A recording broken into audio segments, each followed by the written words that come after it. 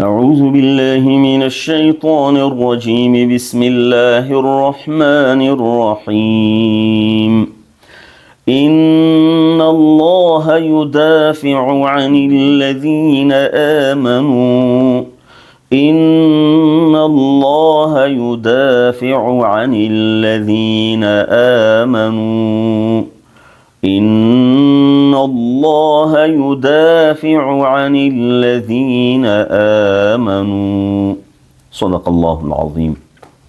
قدرمنو درنو اوریدونکو اولیدونکو، الله جل وعلا شانه په دې مبارک آیات کې دا اعلان فرمایي کہ ان الله يدافع، یقینا الله رب العالمین دفاع کوي عن الذين آمنوا، د هغه خلقونه چې ایمان راوړي.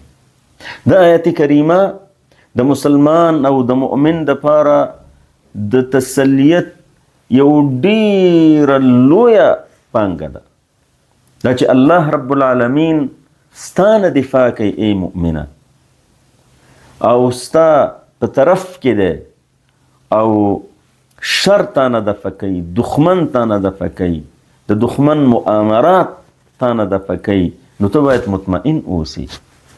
باید مسلمان په دې پوه شي چې دلته د هر مظلوم نه دفاع کیدونکې ده.